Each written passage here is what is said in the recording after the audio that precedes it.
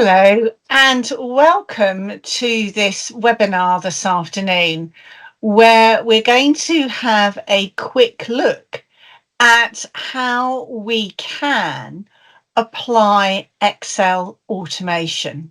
So this is us. We are 365 Consultants and Training Limited, and we deliver training and consultancy around the UK. Today, I'm looking at Excel automation, and there is so much more to it. If you've not really looked into it, you may know Excel macros, which have been around as long as I've been training Excel, which is a long time. But we also have additional automation options now. There is Excel scripts. We've also got the ability to download quite a lot of scripts from online, which you can then edit and make suitable for yourself. And then on top of that, we've got Power Automate.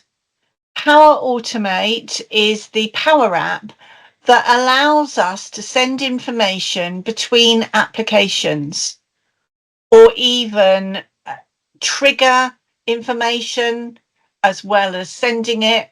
There's all sorts of things that you can do with Power Automate. So let's dip into this world and see what we have available to us, so that you can see if there is anything that will help you in your role and help you with working with Excel. So if we have a look at a basic Microsoft diagram here, we have VBA and we have Office scripts. VBA, like I said, I've been training Excel for something like 27 years, and I've known Excel VBA, worked with it for a long time. It stands for Visual Basic for Applications, and it could be used in the Microsoft products. It allowed you to create code to perform repetitive tasks. Some people spent a lot of time and energy creating VBA code. And whenever I go into a company, there's normally a spreadsheet or two or more where they say, this has got a macro. Somebody years ago created it. We don't know how it does it, but we press a button and it works. The problem is, of course, when it breaks and you don't know how to fix it. But VBA has been essentially the center of coding for the users for many years. We now have Office scripts, and this is really VBA in the cloud as such. You can access Office scripts through Excel on the web. And if you have an enterprise license with Microsoft, you can access it through your Excel desktop as well. So we call those end user approachable coding.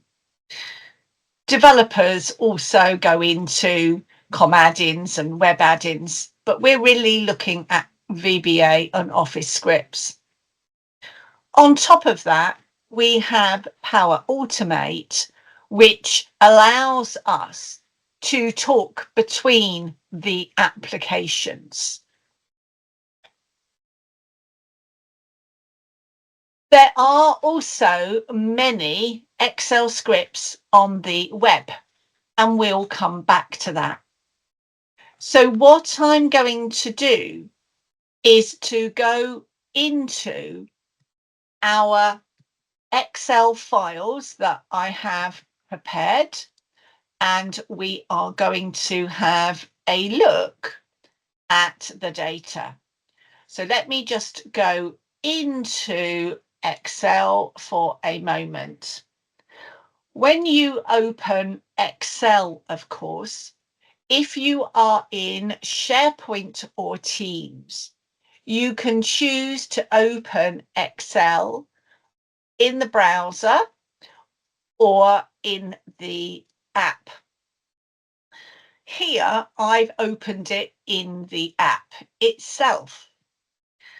And when you're opening things in the app, in order to see the Automate ribbon, you must be on Enterprise. Otherwise, you will have to be on the web. I'm just sharing the Excel file with you, and you should be able to see my version of Excel with the Automate ribbon in here, which has got scripts and the button for Automate work. In addition to that, I have the Developer tab here. The Developer tab is available to everybody, but is not installed by default. You have to turn it on in your settings to make it visible. If you're looking for macros, the View ribbon, if you haven't got the Developer tab showing, macros are available in here. And we have the ability to create our macros in our data. So I'm just going to go back to the data, and we're going to have a quick look at VBA.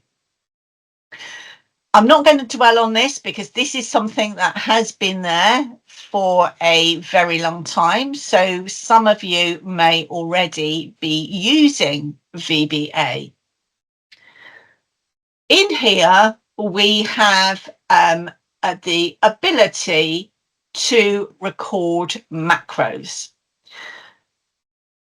If I click this button down at the bottom here and just say sort by person and say OK to that, what I am doing now, and of course I haven't left it without gaps, sort by person, which is what you need to do. And I'm just going to OK that. This is recording everything that we do. So if I just stop sharing, I had the correct file and it has gone. So I just need to go into my macro enabled workbook. So that is the first thing really, that you have to have macros, and they cannot be run if you have macro enabled workbooks. They cannot be run on the web. So let me just share my screen again. And here is some files I am using. This one has an XLSM extension. So therefore, I can't run the macro online. I have to open it in the app. So if you notice with this one, I've actually created a macro already. So I can press a button and it says sort by country, press another button and it says by person. Of course, you can use the table to do that, but it just illustrates what a macro can do. very quickly, because we need to get onto the others, if I go into view macros and I view all my macros, I can see them in here and I can run and I can edit them. And I simply record them from down the bottom here. There are a lot of things that you need to consider if you are recording macros. That's where you start. Are you recording it as an absolute cell start, for example, that I'm starting in C2, or is it just the current cell that you're in? So there's a lot of things about recording macros that you also need to learn. Let me move on to the scripts, which is the new part really of using it. So I'm going to open this one first of all in the browser, and you will see that there is a automate ribbon in the browser. You will never see the developer tab in the browser because of the fact that it is macros. And these scripts can be used to run anything that you want to. So it's very much like a macro. The benefit of moving to scripts is that it is cloud-based. So I can run my script in the cloud. So I don't have to have a macro-enabled workbook. And another benefit is that a script can be linked in Power Automate, which is your program where you can link things together, which we will briefly look at in a moment. So, for example, if I wanted to set up certain columns and rows as my report, I can record a script. It's not recorded in exactly the same way. So it's running and it has actually succeeded. There are some columns missing and some rows missing. When you go to all of the samples, there are several samples in the Automate ribbon for you already. So if I click on hide all rows and columns, it enables me to run this code. You'll see that it's moving it more advanced. We can keep the description so people can see exactly what it does. And we can say who can actually access this script. And we can add them when we create them to the workbook so that they are buttons, just like having the macro, but you don't have to go into Designer and everything. You just add the button in. So if I quickly look at running that, it tells me it's running and it has unhidden them all. And what I wanted to really explain today is that I will send this to everybody on the call, in that there is a website, a Microsoft Learn website that you can go to, and there are lots of scripts available for you to be able to upload and then edit yourself. This is one of the examples. And what this does is it takes an image that's on your file and puts it onto another sheet. So if I'm looking for a script, I've got a script for copy image. It's a sample one from the internet, so it doesn't come under the samples that are inbuilt. I've added it in by copying in the coding into the script. So if I copy that image, if you have a look, you can edit the code here. So you would be able to look at that code. And if I run it from there, and this is where you can add a button if you want to, that should now be on the second sheet, which was blank before. So we can take an image and copy it, which could potentially be useful. And the implications of this is branding and making sure people maybe run a script on an Excel file to make sure that they are set up in the right way for the business. They have all the branding and everything set up. Of course, you can do some of this in templates, but this could potentially be easier for people to do. When you look at the code, it is fairly similar. And if you do record something, it does try and save it as a script for you so that you can have it as a script in there if you record it as VBA. This one is another bit of code. This piece of code has been taken from the internet. And what it has got is all the codings on it and the notes. And this says, go to a URL, pick a file. So potentially it could be your logo or something in an area. And then what you do is you get the image file and run. That will run, and that's put this lovely little image on here for us. But you can see it's taken it from the internet. It wasn't there already.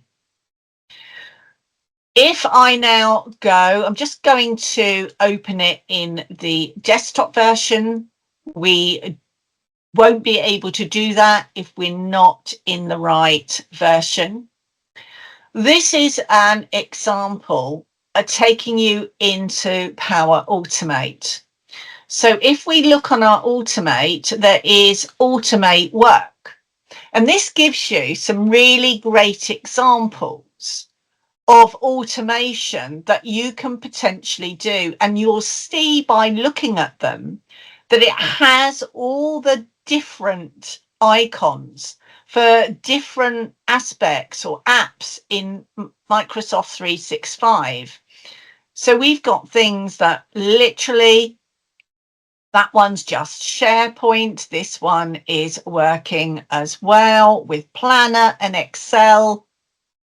We've got notifications, we've got Outlook, we've got scheduling. So that means that you can set up an Office script and actually get it to schedule that script running maybe once a week, once a month, once a day, depending on what you need. So it's really exciting times now that we can take those macros and we can really move them forward. This particular example was to track file additions in SharePoint with an Excel spreadsheet. And what you do is you literally will select that and go into the option of being able to set up. So it's asking me to sign in if I'm in my 365. And I would have to select the SharePoint site that I am using. And then I would have to select a particular library in there. Once you've got that set up, then you will be able to then go back and have your title. Anybody add something to SharePoint, it would just come into this list for you. If I look finally, just in the last minute for you at our Power Automate, Power Automate gives you the ability to create flows. And this is across all of the applications. So the Automate button would have taken us into that. And if we go to our 9 dots, we can actually go to the Power Automate function. And we can run our flows from here, and we can create flows from here. So hopefully that 20 minutes has given you some ideas that you can improve automation, you can improve the way that Excel is used in your team. And maybe some of you would like to join our October 3-hour training session, and it takes all of those in more detail. I'll send everybody information on that. And thank you very much for joining me this afternoon. And after a couple of weeks break, the weekly emails will be resumed. So watch out for those, and we'll see you on the next one. Thank you all so much for joining me this afternoon, and I look forward to seeing you soon.